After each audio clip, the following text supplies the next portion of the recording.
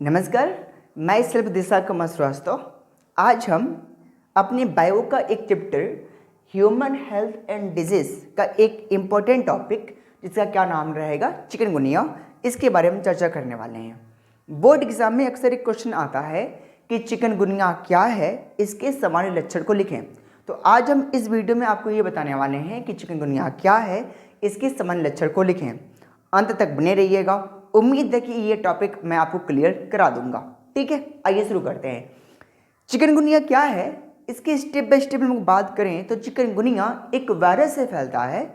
उस वायरस का नाम क्या आपका रहता है तो टोगा वायरस। ये नाम आप याद कर लेंगे कि जो चिकनगुनिया है एक वायरस से फैलता है। उस वायरस का नाम आपका क्या है तो टोगा वायरस से फैलता है। ठीक है, अब यदि हम सेकेंड चीज़ की बात कर लूँ, सेकेंड स्टेटमेंट की चिकनगुनिया को लेकर के, जो चिकनगुनिया है एक वेक्टर से फैलता है। उस वेक्टर का नाम क्या है, एक मच्छर। उस मच्छर का नाम क्या है, एडीज एजिप्टाई।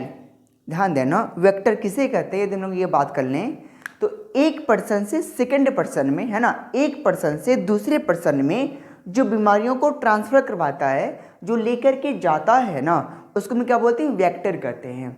जैसे कोई पर्सन है, उस पर्सन से मेरे अंदर कोई बीमारी आ गई है तो जो लेकर के आया है ना वो क्या है, आपका वेक्टर है। तो ऐसे ही जो चिकनगुनिया बीमारी है एक वेक्टर से फैलता है। एक वेक्टर जिसका क्या नाम है, एडीज एजिप्टाई, एक प्रकार का मच्छर है, इसके द्वारा फैलता है। ठीक है, तो उम्मीद है कि आपने अभी तक 2 पॉइंट याद हो चुका होगा कि चिकनगुनिया एक वायरस से फैलता है। उस वायरस का क्या नाम आपका है, टोगा वायरस। ठीक है, उसके अलावा मैंने सेकंड क्या बताया कि एक प्रकार के वेक्टर से फैलता है। उस वेक्टर का आपका क्या नाम है तो एडिस एजिप्टाई। ठीक है, यदि मैं आगे की बात करूं तो जो आपके पास चिकनगुनिया जो बीमारी है ये क्या है, स्वाइन फ्लू से कुछ मिलता जुलता होता है। स्वाइन फ्लू का ही लगभग, ठीक है, सेम कैटेगरी का बीमारी है। फिलहाल मैं आज चिकनगुनिया की बात कर रहा हूँ, हम लोग आने वाले वीडियोज में स्वाइन फ्लू की बात कर लेंगे। अब ये जो चिकनगुनिया है इसका इंक्यूबेशन पीरियड कितना होता है, संक्रमण काल कितना होता है, कितने टाइम तक ये हमारे बॉडी में बीमारी बनी रहती है। तो मैं बता दूं बाबू कि जो चिकनगुनिया है 3 से 7 डेज, मतलब एक हफ्ते तक ये बीमारी चलती है।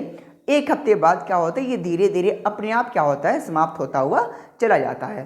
ठीक है, तो आप इसको याद करेंगे, जो इंक्यूबेशन पीरियड होता है इस चिकनगुनिया का 3 to 7 डेज के आसपास आपका होता है। ठीक है, अब क्वेश्चन ये भी हम लोग बात कर लेते हैं कि जो चिकनगुनिया है यदि किसी बंदे को हुआ है, किसी बच्चे को हो जाए तो उनके अंदर क्या क्या सिम्टम्स देखने को मिलता है, उसके अंदर क्या क्या साइन देखने को मिलता है। आइए हम लोग 1 by 1 करके देख लेते हैं। मेरे पास चिकनगुनिया थी, जिस बच्चे को हो जाए उसको सबसे पहला जो सिम्टम्स देखने को मिलेगा उसके अंदर फीवर आता है, यानी उसके अंदर बुखार हो जाएगा।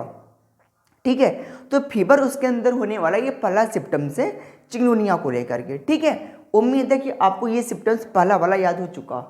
सेकंड की बात कर लूँ, ज्वाइंट पेन यानी क्रीपिंग ज्वाइंट पेन आप याद करेंगे। क्रीपिंग ज्वाइंट पेन का मतलब क्या होता है, आपके बॉडी में जो ज्वाइंट होते हैं, ज्वाइंट वाले एरिया, जैसे हमारा यहाँ पर है ना, ये ज्वाइंट है ना, ह्यूमरस रेडियस अल्ना के बीच में जो ये ज्वाइंट आपका दिखता है, ये ज्वाइंट। फिर हमारे घुटना पेटला वाली बोन देख लो, वहाँ पे ज्वाइंट आप देख लो।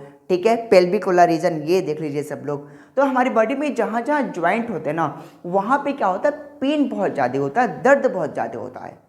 ठीक है, किसको, जिस इंसान को चिकनगुनिया हो गया उसको। ठीक है, इस बात का ध्यान देना सब लोग। ठीक है, आओ नाउ अब तीसरी बात कर लूँ बाबू, क्या चीज़ क्या होता है कि जिस बच्चे को, जिस इंसान को चिकनगुनिया होता है, ठीक है, कंजक्टिवाइटिस, ठीक है, एक बीमारी हो जाती है।